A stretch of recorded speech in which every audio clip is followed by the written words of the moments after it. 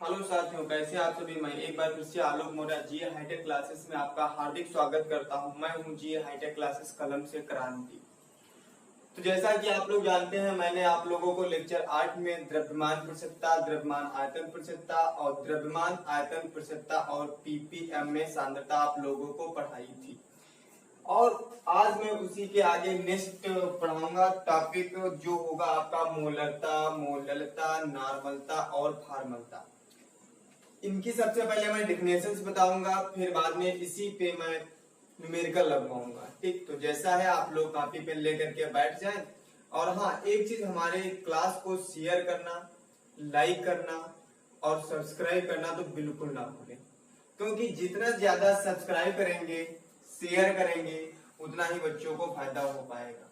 ठीक, तो ज्यादा से ज्यादा शेयर करिए आप लोग, तो बच्चों को ज्यादा से ज्यादा प्रॉफिट हो पाएगा। क्योंकि लॉकडाउन के दौरान बच्चे सारे घर में बैठे हैं, तो उनके पास क्लास अगर जो पहुंच जाएगी तो फिर बच्चे हमारी क्लास को देख पाएंगे, जिससे कि नॉलेज दे पाएंगे। ठीक, तो आज मैं स्टार्ट करता हूँ मोलरता। सबसे पहले स्टार्ट करता हूँ मोलरता। मोलरता देखो, एक होती है मोलरता और दूसरी होती है मोललता। मोललता, एक हमने क्या बताई मोलरता और एक हमने क्या बताई मोललता। देखो, जिसमें रा लगा होता है उसमें होता है 1 लीटर। क्या बताया हमने? 1 लीटर। और जिसमें ला लगा होता है उसमें होता है 1 किलोग्राम। क्या बताया? 1 किलोग्राम बताया हमने। ठीक, तो मोलरता में 1 लीटर में विलीन विलेय के मोलों की संख्या को विलयन की मोलरता कहते हैं। और मोललता में 1 किलोग्राम में विलीन विलेय के मोलों की संख्या को विलयन की मोललता कहते हैं। तो सबसे पहले हेडिंग डाल लीजिए मोलरता। सबसे पहले हेडिंग डाल लीजिए मोलरता। लिखिए, किसी विलयन के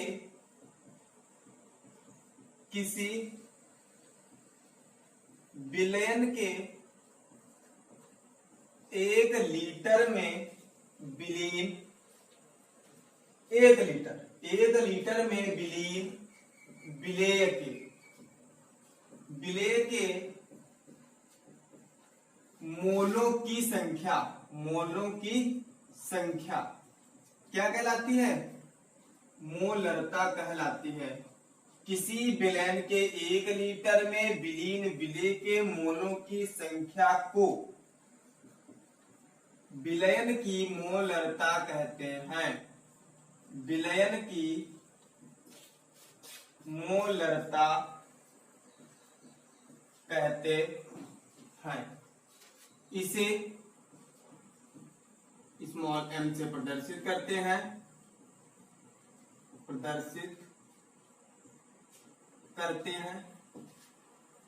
इसका फार्मूला होता है, तो लिख लीजिए मोलरता बराबर पदार्थ का भार बटे अणुभार इंटू आयतन। आयतन किसमें हो भी? लीटर में। किसमें? लीटर में। हमने यहाँ पे क्या लिया? लीटर, तो इसीलिए यहाँ पे क्या? लीटर और लीटर। बस, मोलरता बराबर भार बटे अणुभार इंटू आयतन लीटर में। ठीक, ये हमारा हो गया न्यूमेरिकल। हमने क्या बताया मोलरता किसी विलयन के 1 लीटर में विलीन विलेय के मोलों की संख्या को विलयन की मोलरता कहते हैं। और इसे स्मॉल m से प्रदर्शित करते हैं। मोलरता बराबर भार बटे अणुभार इंटू आयतन लीटर में। अब इस पे एक हम न्यूमेरिकल बता रहे हैं। क्या बता रहे हैं? न्यूमेरिकल। देखो, न्यूमेरिकल क्या? 5.85 ग्राम को 5.85 ग्राम NaCl को 500 ml, किसमें? 500 ml जल में घोलने पर। किसमें? जल में। क्वेश्चन नोट करिए आप लोग। 5.85 ग्राम NaCl को 500 ml जल में घोलने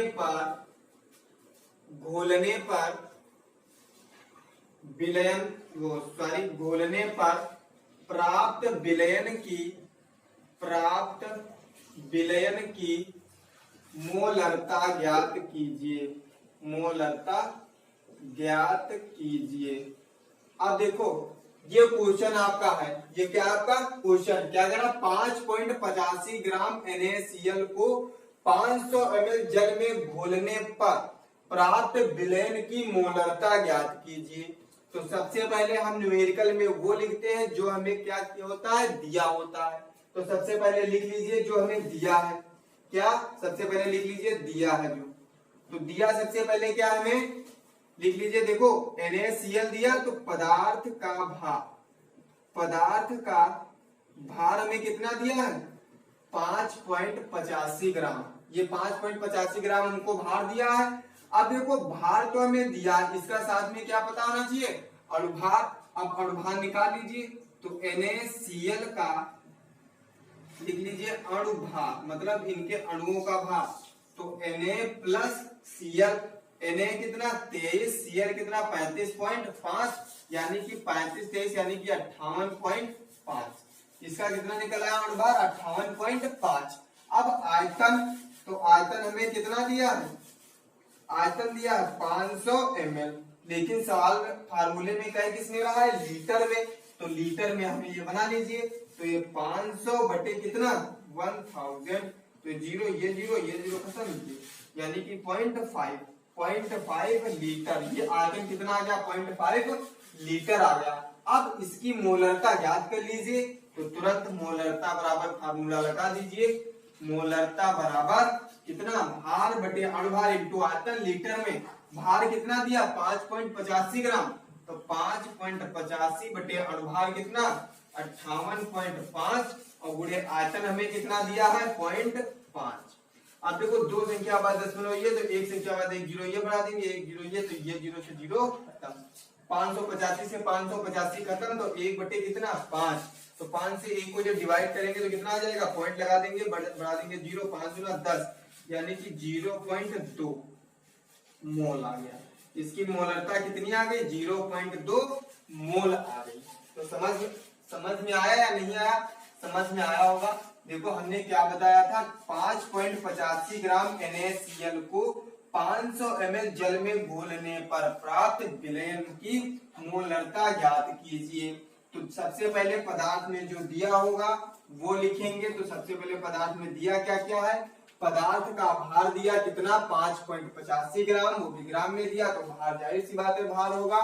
फिर NaCl का अणुभार, इसमें अणुभार कह रहा है, ये भार दिया, इसका अणुभार निकाल लेंगे। अणुभार देखो निकालते कैसे हैं, जैसे ये हमें Na दिया और Cl दिया है, Na 11 नंबर पे होता है हमारा मेंडलीव की आवर्त सारणी में, लेकिन उसी के नीचे देखो ये तो इसका क्रमांक हो गया, अब उसके नीचे उसका अणुभार दिया होगा, यानी कि अण का कितना भार होता है वो 23 दिया होगा, उसी के नीचे जस्ट दूना होता है।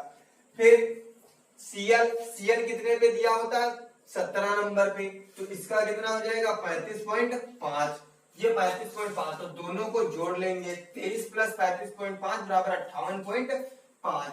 फिर आयतन हमें कितना दिया